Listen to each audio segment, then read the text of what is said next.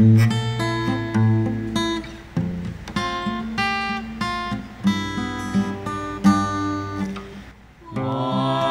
have you chosen me out of millions, your child to be? You know all the wrongs that I've done.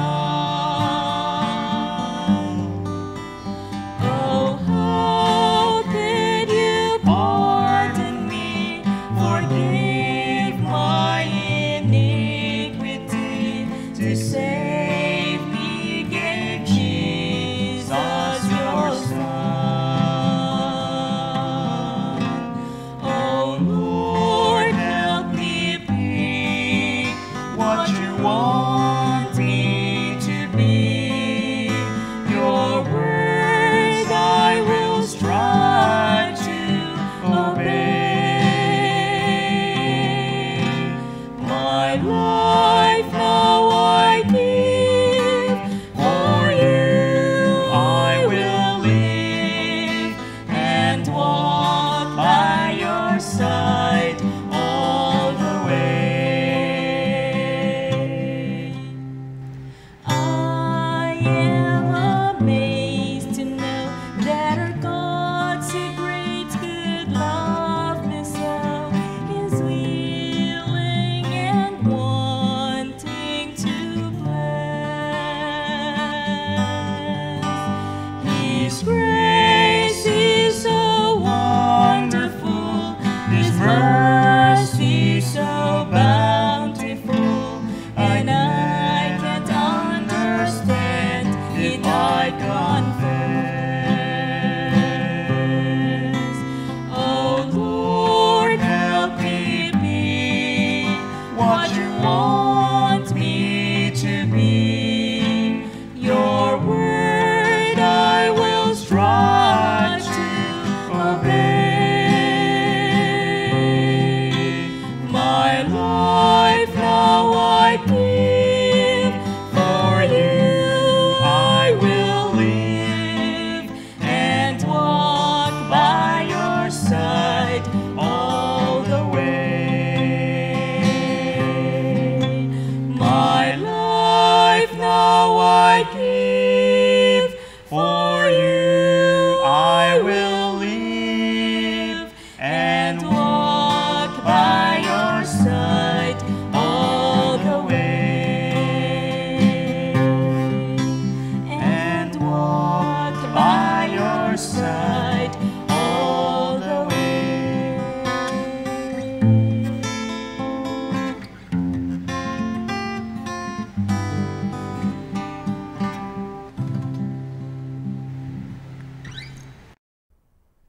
Good evening and happy prayer meeting, everyone.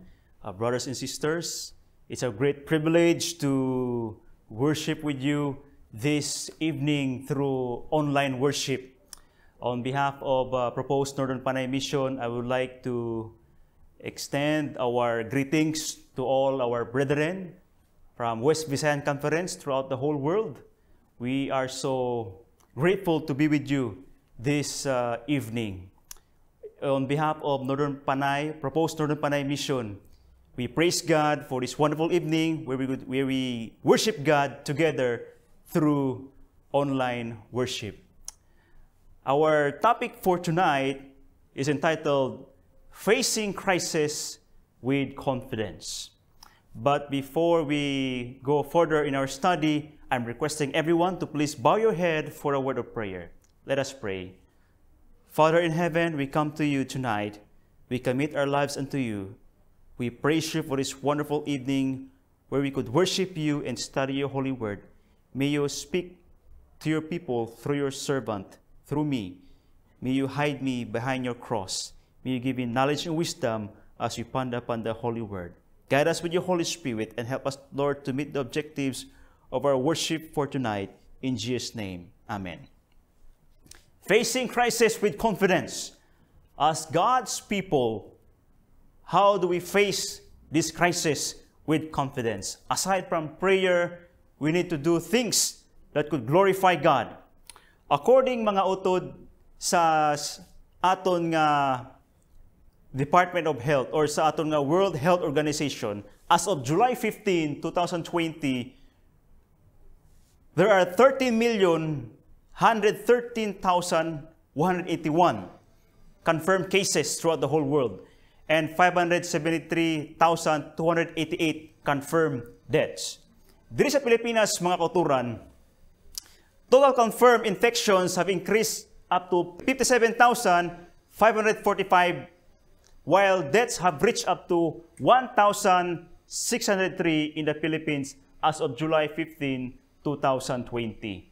Makakululbaan, mga kauturan, nga atong makita nagitinaas ang positive cases diri sa Pilipinas. So may nagapumangkot, mga kauturan, Pastor, ang COVID-19 bala, mabasa bala ini sa Biblia? So ang sabat, mga kauturan, ang atong pamangkot, mga utod, amo man ang pamangkot sa mga gititunan ni Ginoong Hesus mga 100 years ago, hambal dahil sa Matthew 24 verse 3, ang pamangkot nila, tell us what will these things be and what will be the signs of your coming and of the end of the age. Ano bala ang talandaan sa imo nga pagkari? Apa ang sabat ni Ginoong Hesus, mga uturan, makita natin sa Matthew 24 verse 6 and 7. Ang hambal ni Kristo, it's very familiar with us, ang ining mga teksto, hambal sa verse 6, and you will hear of wars and rumors of wars. See that you are not troubled, for all these things must come to pass. But the end is not yet, for nations will rise against nations and kingdom against kingdom. And there will be famines, pestilences, and earthquakes in various places. All these are the beginnings of sorrow. Ang word, mga utod, nga pestilence, kung atong padaluman sing pagtuon, if we try to look sa dictionary, the word pestilence means a fatal epidemic disease, especially bubonic, caused by bacterium or virus plague. So, ang pestilence, hindi lang epidemic, mga uturan sa atong panahon sa buong, pero ini siya is pandemic. Ang makamamatay nga balatian bangod lang sang bakterya o sang virus. So, ini nga COVID-19, isa ini sa mga talandaan, naging hambal ni Ginoong Hesus na malapit na siya magkari. That's why naghambal dira sa Lucas 21:28, isa ka paglao magihatag sa Ginoo sa aton. Siling niya sa Tagalog, kapag nagsimula na mangyari ang mga bagay na ito, umasa kayo at maghintay dahil malapit na ang pagligtas sa inyo. Kanami pamalandungon, mga uturan, ang hambal dira, umasa kayo at maghintay dahil malapit na ang pagligtas sa inyo. But si ganon, ini mga uturan nga mga talandaan na nagkalatabo, kung atong tanawon ang positive side, mga uturan, ang bright side sini, it is a good news for us. Kaya ang mga talandaan naging hambal ni Kristo nga malapit na siya magdating, malapit na siya mag-abot, magkakariuman, liwat, magkatabo na, ag nagkalatabo na sa atong panahon subong. That's why in Revelation 22 verse 12, nagasiling siya, behold, I am coming quickly, and my reward is with me to give everyone according to his work. Kanami pamalandungon, mga uturan, na si Kristo madali na lang magkakari sa ini nga kalibutan. May mga pamangkot, mga uturan, nga nagatuhaw. What if the second coming of Jesus will be postponed? Ano ayahan kung ang ikaduhang pagkari ni Kristo mapospone pa ini? Ano ang matabo sa ining kalibutan? It is very clear, mga utod, sa Matthew 24. Nagihambal ni Kristo nga kung madelay o mapospone pa ang ikaduhang pagkari ni Kristo, wala na sing tao nga mabuhi sa ining kalibutan. Halimbawa, sa ining pandemic, sa ining COVID-19, wala sing ginarespeto ang ina COVID-19, imol kaman o magaranon. Kita magaigo sa ini nga COVID-19. And kung atong pamalandugon, mga utod, sa unang panahon, sa pag-ilinaway sa mga katawhan sa Israelita sa unang panahon, ang ilang gamit sa ilang pagig-away is espada. Subong, samtang nagadugay, mga uturan, naimbento ang kanyon nga ginagamit sa pagig-away. Kag subong, mga utod, ang kalibutan nakaimbento sang mas mabaskog pagid nga mga armas sa pagig-away. Amo ni ang makuturan ang iya sang Amerika. America's largest nuke, gitawag nila nga B-83 nuclear bomb, nga ginapatihan nila nga sa pag-click sini kag paglupok si mga uturan, posible amo ini ang katapusan sang kabuhi sa ining kalibutan. You see mga utod, king tagna sa balaang kasulatan kag nagkalatuman sa atong panahon subong. So, while nagadugay mga utod, nakapamalandong kita nga ining kalibutan hindi na nami pagapuy-an. And it is very clear nga if the second coming of Jesus Christ will be postponed, wala na sing unod o tao nga mabuhi sa ining kalibutan bangod sa ining mga naimbento sang katauhan nga very destructive sa atong kalibutan subong. That's why as God's people, as a people of God, ang aton nga paglao mga uturan, dira makita sa Titus chapter 2 verse 13, naghambal dira, looking forward, looking for that blessed hope and glorious appearing of our great God and Savior, Jesus Christ. This is our hope. Ang atong paglao mga uturan, amo na lang gid ang pagkari ni Kristo. Kaya ang nagkalatabo sa atong kalibutan subong, ang mga pandemic, ang mga paglinaway sa pungsod, batok sa pungsod, our only hope, brothers and sisters, our blessed hope is the glorious appearing of our Lord Jesus Christ. Kung atong padalumon mga uturan ang tinaga nga hope, if we try to look at sa dictionary, the word hope means a feeling of expectation and desire for a certain thing to happen. A feeling of expectation and a desire for a certain thing to happen. So that's why hope is very much important. We as a people of God, as a Seventh-day Adventist Church, as a people of God, we are known as a people of hope. And hope is very much important, especially in these modern days, ang ginatubang naton subong nga mga pagtilaw kaangay sa pandemic. Amo na hambal ni Hal Lindsey, siling niya, man can live about 40 days without food, about 3 days without water, about 8 minutes without air, but only for 1 second without hope. So ang hope, mga uturan, is very much important. Kung kisa makapamangkot kita, Pastor, may pag-asa pa ba? May paglaom pa bala kita? Kay ang atong ginatubang subong nga pagtilaw, purti ka bugat. Nadulaan ako sang trabaho. May problema. Ang ako mga hinigugma na igo sa COVID-19.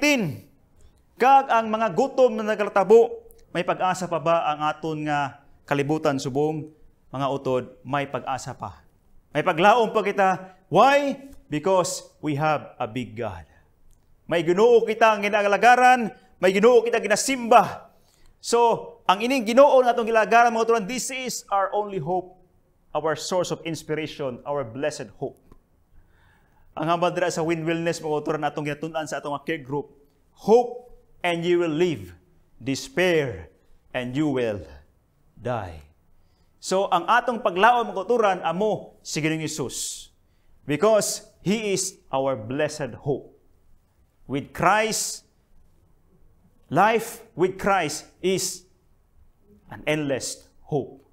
So, ang ini nga mga talandaan na gitagna sa Biblia, nga talandaan sa pagkari ni Kristo, these natural disasters are signs of prophecies being fulfilled as foretold from the Word of God. Amo na mga uturan, hindi kita dapat mabalaka, matublag, hindi kita dapat makibot o mahadlok sa ini nga mga pandemic, sa ini nga mga pagtilaw o mga nagkalatabo, kay ini gitagda na ini sa balaang kasulatan. Kung kita nga katawan sang Diyos, kung nabalaka kita, nahadlok kita, o natublag kita, o nakibot kita, abi niyo mga uturan, ang opposite o ang kasalungat na kauturan sang pagtuo, amo ini ang kabalaka. Ang opposite sang pagtuo, amo ini ang pagkahadlok. And remember, in Romans 10 verse 17, nagambal dira, faith comes from hearing, and hearing through the word of Christ.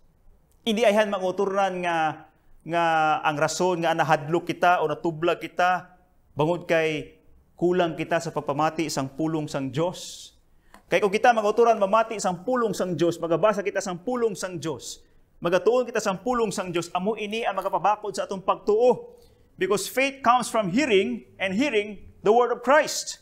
Kung kita magabasa sa pulong sang Dios, amo ini magapabakod sa atong pagtuo. So kung kita nakabatsyag sang kahadlok, nakabatsyag sang pagtublag, o nakabatsyag sang pagduha-duha, o kung nakibot pa kita maguturan, sang ini man nagkatabo, iniayhan bangod kay kulang ang atong pagpamati sang pulong sang Dios. We as a Seventh-day Adventists, we are known as a people close to the Bible.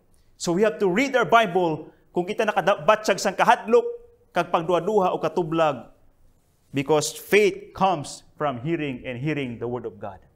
Jesus had been giving us the Bible to inform us in advance, not to scare us, but to inform us, because Jesus loved us so much. Tandaan ta na mag-uturan, palangga kita sa Ginoo. Sadto pa lang gina-inform o ginapasayo, ginapahibalo na sa aton ni Ginoong Hesus nga ini matabo sa ulihing minadlaw. Kag kung ini matabo, malapit na ang iyang pagdating mag-uturan. Ginpahibalo niya sa aton bangod kay ginapalangga gid kita sang Ginoo mag-uturan. I remember mag-uturan, ang atong General Conference naga-initiate sang programa nga 100 Days of Prayer na nagsugod halin sang March 27 up to July 4 2020. Ang atong ipangamuyo amo ang pagbubo sa balang espiritu, personal revival for mission, and of course ang ining pandemic nga COVID-19. Pero abi niyo mag-uturan, ang akong ginapangamuyo mga utod is, Lord, please intervene now. Madamo na si mga katauhan nimo, madamo na si mga katauhan ang naapektuhan sa ining COVID-19. Madamo na ang napatay. So akong pangamuyo sa ining 100 Days of Prayer, Lord, please intervene now. Kay madamo na si mga katauhan ang mga nagkalamatay. Ginoo, ang pangamuyo ko, Ginoo, please magpatunga ka na. Kung may mga plano ka manggid, o may mga tinutuyo ka, kung nga ginatugot mo ini, matabo, ini nga mga eksperyensya, tumanon mo na o Diyos, bangon kay madamo na ang napektuhan sa ini nga COVID-19. Gusto ko lang ipaalington sa inyo mga uturan ang akong mga natun-an. Lessons I've learned about this COVID-19. During lockdown mga uturan, madamo ako natun-an, kag akong gipangamuyo, kag akong gipamalandungan. Natukiban nakon kung nga ginatugot sa Ginoo ang ini nga mga eksperyensya o ining COVID-19 sa atong panahon sa subong. First na ako na-learn bangon sa ining COVID-19 is savings.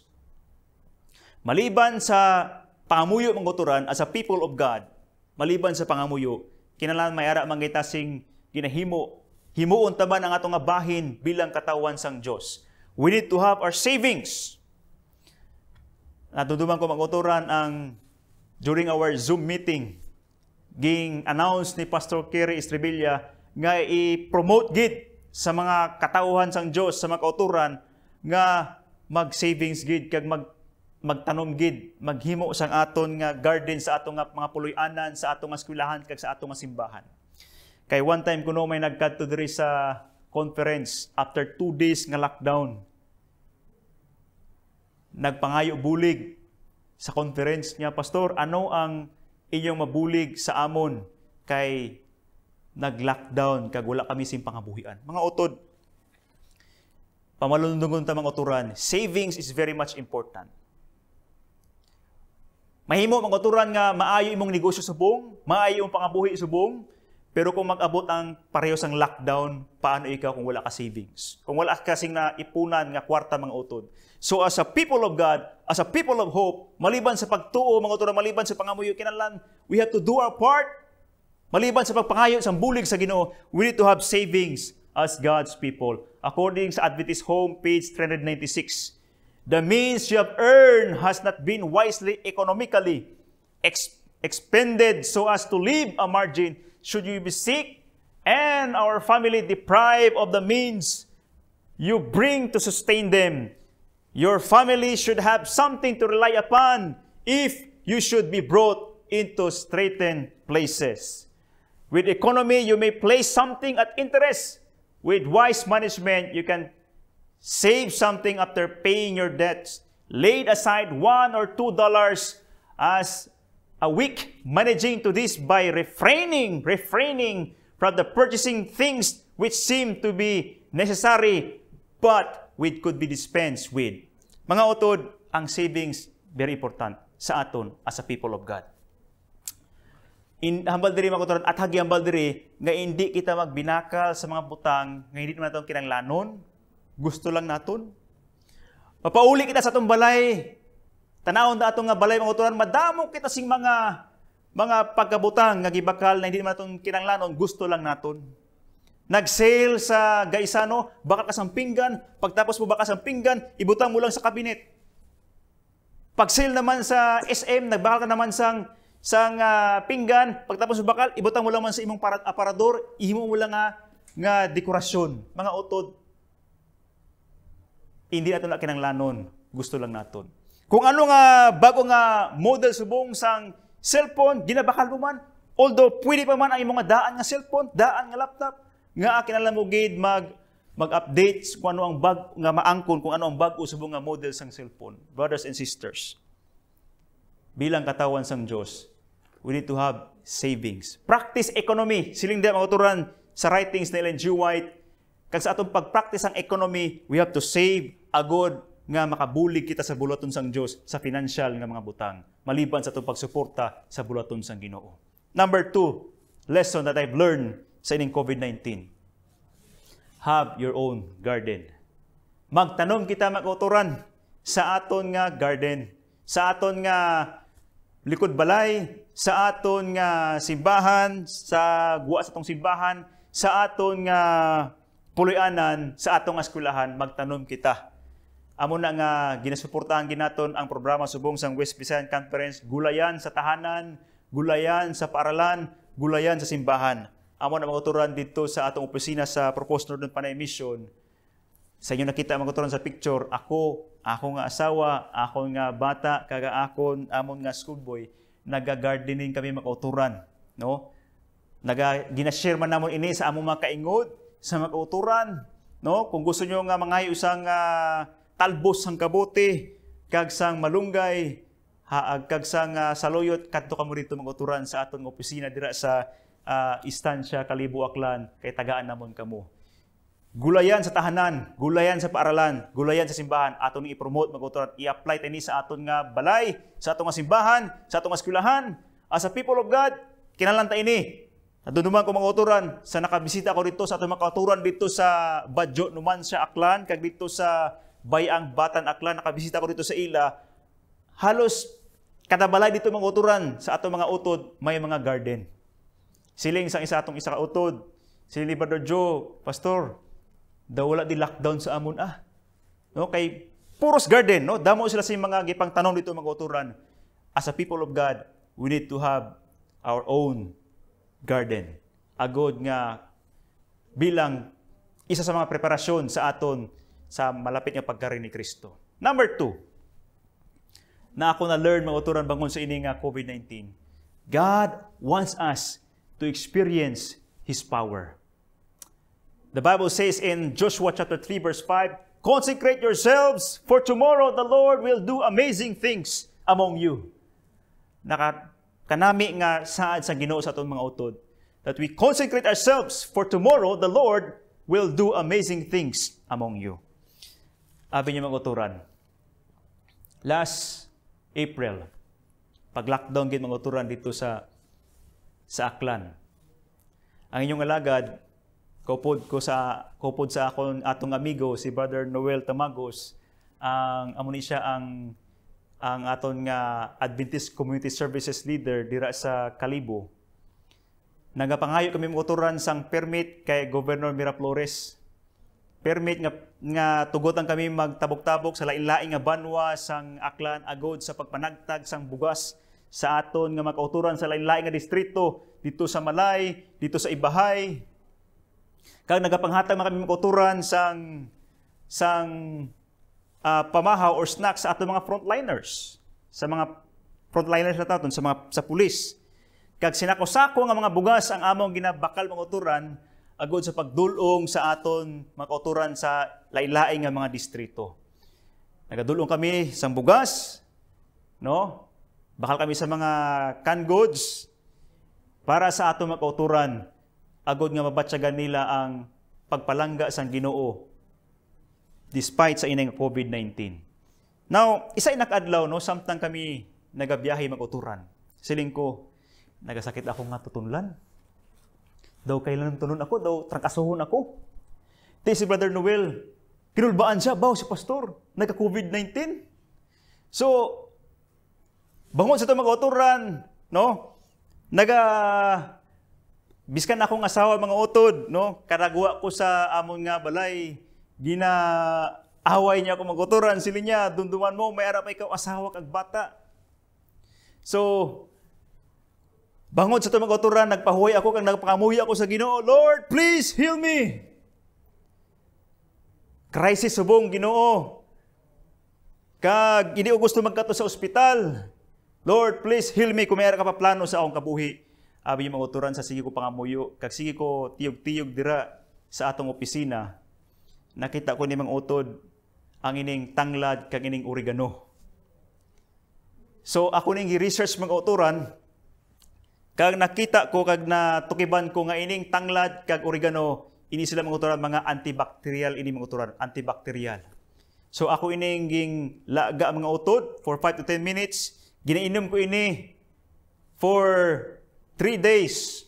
3 times a day for 3 days, ginainom ko ini kag bangod man sa pagpangamuyo sa bulig sang Ginoo, ging sabat sang Dios ang inyong alagad na ayo. Amo na mga uturan si Pastor Blasa, gusto ko lang klarohon, wala sing COVID-19. Matuod ang gihambal sa Ginoo, atong gibasa nga teksto dira sa Joshua chapter 3 verse 5, that the Lord will do amazing things among you. Sa bulig sang Dios, king ayo ang inyong alagad. Number 3, nga lesson na ako na-learn bangod sa ang ining COVID-19. God wants us to have spiritual preparation. Mahimo mga uturan, makapamalandong kita, makasiling kita Ginoo, salamat sa ining COVID-19, kay bangon sang COVID-19, ang akong pangamuyo hindi pareho sini kasunsun o kaid-id akong pangamuyo. Ginoo, bangod sang COVID-19, ang akong nga pagbasa Biblia hindi pareho sini kaid-id. Ginoo, bangod sang COVID-19, ang akong pagsimba hindi pareho sini kaid-id. Ginoo, bangod sang COVID-19, hindi sini kaid-id ang akong nga pag-alagad kag pagsuporta sa imong mga bulaton.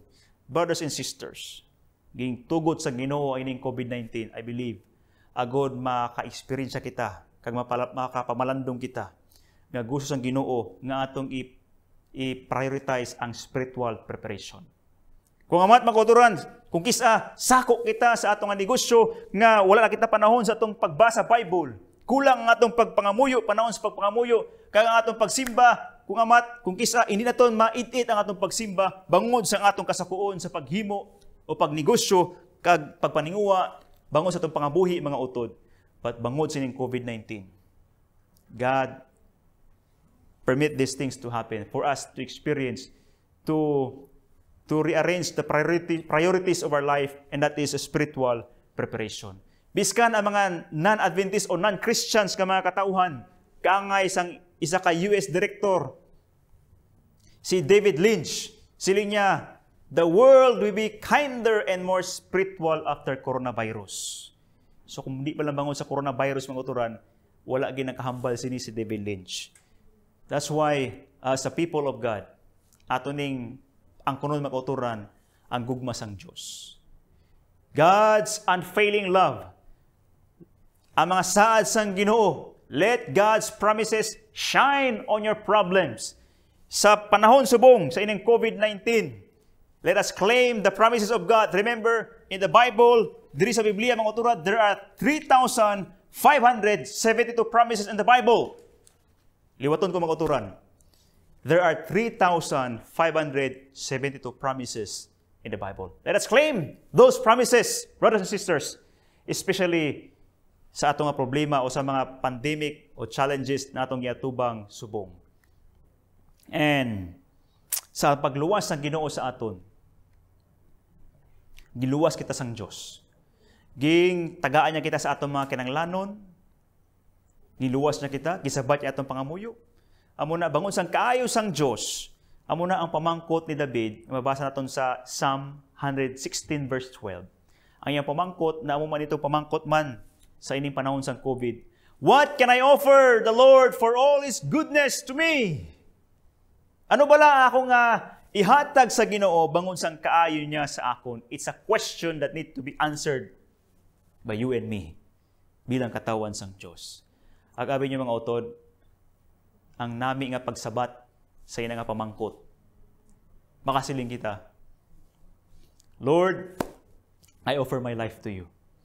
Our appropriate response to this love should be to daily consecrate ourselves and everything we have to Him. Liwaton ko mga uturan. Our appropriate response to this love, God's love to us, should be to daily consecrate ourselves and everything we have to Him.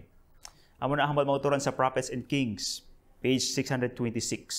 Christians should be preparing for what is soon to break upon the world as an overwhelming surprise, and this preparation they should make by diligently studying the Word of God and striving to conform their lives to its precepts. God calls for a revival and reformation. Sa atong pagpamalandong sang pulong sang Diyos, mga kauturan, amo ini ang magdulong sa atong gitawag nga revival and reformation sa atong pagtuon sang pulong sang Diyos. Amo ini ang mga dulong sa atong palapit sa Ginoo, kag amo ini ang magapabag-o sa atong kabuhi. Mga kauturan, wala ako nakabalo sa imong tagipusoon. Wala ka nakabalo sa akong tagipusoon. Ang Ginoo lagi nakabalo, mga utod. Sa ini nga pandemic, kumayara pa kita sala nga nahimo sa Ginoo. Sala nga wala ginahinulsulan. Sala nga wala pa natong gibiyaan, mga uturan. Sa ining COVID-19, ginapabatsyag sa Ginoo sa aton. That this is now the time. This is now the time to repent. Ka maghinulsol kita, ka magliso, mga uturan. Kung kita nagluya man kita sa atong pag-alagad sa Ginoo, bangod sa atong sala nga nahimo, this is now the time, the right time to repent.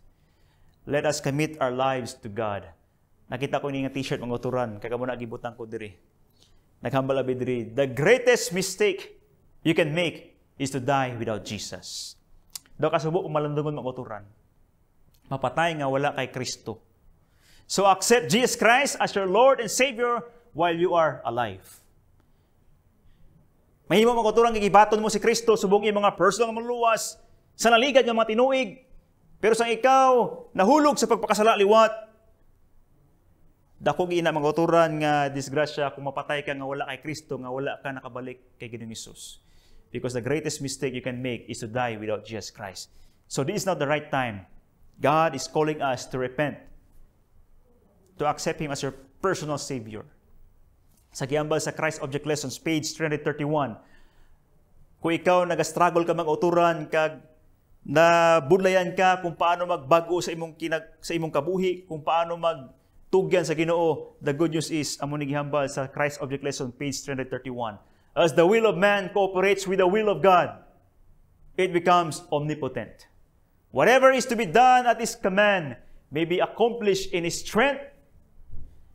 All His biddings are enablings. The will is the power of decision. Kung kita makadesisyon kita mga uturan na atong itugyan atong kabuhi sa Ginoo. Kung ang atong nga will, if there's a will, there's a way. If our will magakooperar sa will sang Ginoo, sa kaubuton sang Dios, it becomes omnipotent. Nakita natin mga uturan, no, ang kinabuhi sa mga katawan kung paano sila ging bag-o sang Dios. Bangod sang ilang pagpanugyan because they cooperate to the will of God with their will. When we make decisions tonight, ang atong kaubuton, itugyan ta sa kaubuton sang Dios, ang Ginoo na magbag-o sa aton nga kinabuhi. Remember, we don't know what the future holds, but we know who holds the future. Kung ara kita kay Ginoong Hesus, wala kita sing kahadlok. Wala kita sing kabalaka. Let us make sure nga ara atong kabuhi kay Kristo. Romans 14 verse 8 that says, kung tayo'y nabubuhay tayo para sa Panginoon. At kung tayo'y mamamatay tayo para sa Panginoon. Kaya mabuhay man tayo o mamatay, tayo'y sa Panginoon. What a great promise from God, brothers and sisters. Number 4, lesson that I've learned bangon sining COVID-19. Preach the gospel while there is still time. Nakapamalandong ako mga uturan sa nag-lockdown kag may quarantine na hindi na kita basta-basta kagawa sa atong balay. Nakapamalandong kita, Ginoo, not all the time gali may kahilwayan kami sa pagwali sa may balita. So we have to preach the gospel while there is still time. Magawali kita mga uturan. Sa subong mga utod, no? Medyo hindi pa kita ka full swing sa house-to-house visitation bangon sining COVID-19. But the spirit of prophecy tells us na ining pagpanagtag sa mga literature o sa mga balasahon, isa ini ka-epektibo kag panawagan sa Ginoo sa aton subong. The Colporteur Evangelist, page 101. Ang hambal diri, we have been asleep, as it were, regarding the work that may be accomplished by the circulation of well-prepared literature. Well-prepared literature, pareho sini mag-uturan. Let us now, by the wise use of periodicals and books, preach the word with determined energy. With energy, that the world may understand the message that Christ gave to John on the Isle of Patmos. So amo ni ato magkuturan ato nga buylugan. That's why we are promoting these missionary books. Gusto ko ipahibawal sa inyo mga utod na ining 3 ka missionary books. May ari ko rin sa balay. The Power of Hope, Hope for Today's Families, kag ang bago subong nato nga missionary book for this year, Hope Beyond Tomorrow. Mga kuturan, hambal ni Ellen G. White, hambal sa Pen of Inspiration. Mag-practice kita sa economy. Mag-savings kita mga kuturan, agod nga makabakal kita sa ining mga balasahon, kag ang atong ipanagtag sa mga katawhan. Ipanagtag sa mga katawhan, ipanagtag sa ilang mga balay, agod nga kung maglakton man liwat, ang ini nga libro, ara na silang balay, kag sige ni wali mga uturan, biskan nga wala na kita nakabisita sa ila nga balay. So amoy na mga uturan no, sa naligad nga mga binulan, upod kami ni Brother Rumi Dolyete, na nagtag kami sang Hope for Today's Family dito sa Plaza sang Banga, Aklan. Kag amoy ni mga uturan ang aton nga ex-governor sa aton nga Iloilo Province, kinitagaan ko man mga uturan sang ini nga balasahon. Kay na-sense na kon, kag nakabati ako, nga siya man, isa man kakandidato dito sa kaharian sang Diyos. And, kag ini nga pagpanagtag namon sang balasahon, ini siya, dito ini sa Barangay Estancia. Siling ko sa mga uturan dito sa Kalibo Church, siling ko mga uturan, ang aton nga opisina, ang iyang location is dira sa Estancia, Kalibo. So, kinahanglan kita magapanagtag sang ining balasahon sa mga katawhan dira sa Estancia. So, ang inyong nga alagad, amo ni ang kapitan, si Cap Daisy, ang kapitan dito sa Estancia, bisitahan namon, gitagaan namon siya sang balasahon. And of course, ang mga kauturan, naga-house to house man, ka nagapanghatag sang ining Power of Hope nga mga libro. Because through this, I believe nga ang Ginoo magatandog sa itong ipusoon, kag sila maghahatag sang panahon sa pagbasa sa ining mga balasahon. Last lesson that I've learned bangon sa COVID-19. This world is no longer safe to live. Nagapati ako mga uturan nga isa sa mga dako nga rason nga gitugod sa Ginoo ang ini nga pandemic, ini nga mga pagtilaw agon mabatyagan naton nga ining kalibutan, iniin nami pagapuy-an mga uturan. Kung isa, gabaka-baka kita sa atong nga pagpangabudlay, sa atong mga negosyo, sa atong nga pagtrabaho, para makaangkon sa dako nga kwarta, kag makapatindog sa matahom nga balay. Kung isa, kulang na atong panahon sa pagpangamuyo, wala na kita panahon sa pagbasa sa Bible, bangon sa atong pagpaninguha, nga kita magdamo ang atong nga kwarta.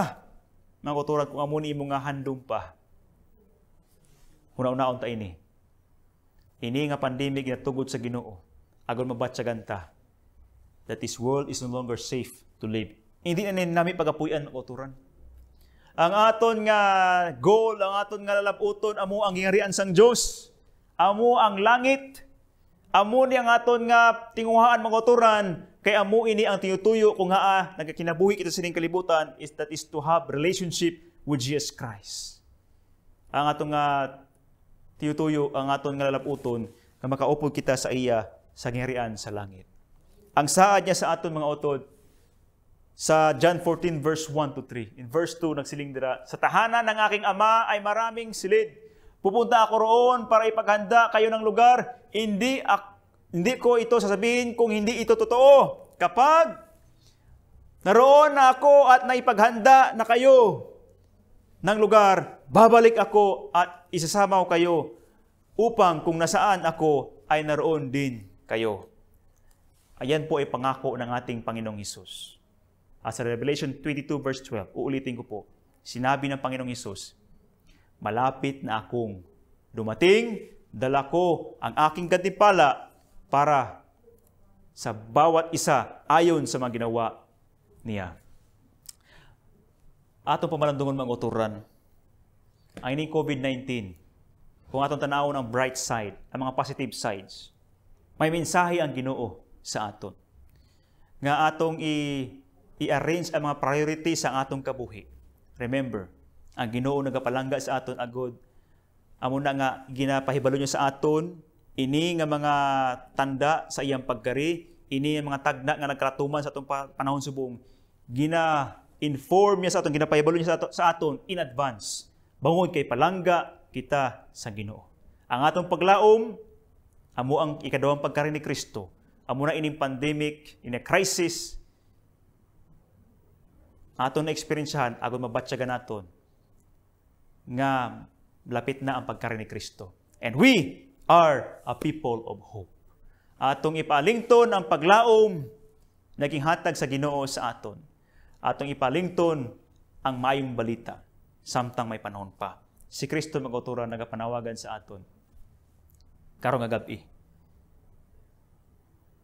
Kung sadto nga panahon wala mo siya nga tagaan it priority sa imo nga kabuhi, nagapanawagan siya. Let us renew our relationship with Jesus Christ. Let us prioritize Him in our lives. Jesus is calling us tonight. Nga atong baguhon ang atong relasyon sa iya. Atong baguhon ang atong kabuhi. Ang atong itugyan atong kabuhi sa iya. Karong nga gabi, nagapanawagan siya. Kung ang imo nga handom, ang imo nga desisyon, utod amo ang paghatag sang priority kay Kristo, ang paghatag sa nakaigo nga relasyon kag imong baguhon ang imong relasyon sa iya pagkagbatunon siya subong imong nga personal nga mga luwas. Kung amoy nimong handom mga uturan o ginadesisyon sa ining gabi, kinapangabay ta ikaw sa pagduko sa imong ulo agod sa pagpangamuyo. May gugmao namong Dios. Ikaw ang tag-iya sa among kabuhi. Ikaw ang tag-iya sa tanan nga butang. Ginoo, yari ang imong mga katawhan. Yatugyan namon ang kabuhi dira sa imo. Sa imo may paglaom, sa imo may kabuhi nga walay katapusan. Ginoo, patawara kami sa among mga sala, sa among mga kakulangan sa imo. Hag nagabot ang panahon na ginatugot nimo ini nga crisis, ini nga pandemic, agud mabatsyagan sa imong katawhan. Nga ini nga kalibutan hindi na nami pagapuy-an. Agud mabatsyagan namon nga ikaw ang pasulabihon namon sa among kabuhi. Ang makaangkon sang lapit nga relasyon sa imo. Buligi kami Ginoo nga amo ining maaplikar sa among kabuhi, matanom namon sa among tagipusoon kag pagunahuna. Ang amo nga kalipay o Dios nga kami makatawhan nimo, kaupod sa among hinigugma kag sa makatawhan among ginapangabudlayan. Dira nga gidulong sa imong tiilan, magkilitaay sa inang hingrian sa langit nga giaman nimo sa amon. O Dios, proteksyon na ang imong katawan batok sa ning COVID-19. Ambliga kag tatapa kami Ginoo nga bato namon among adlaw-adlaw na kinahanglanon. Agbuli kami Ginoo, makaangkon sang lapit nga relasyon sa imo. Salamat Ginoo, naiyara ka sa pagpamati, pagsabat sang among ginapangabay. Kita na ng isalig lauman sa Kristo among personal luwas. Amen.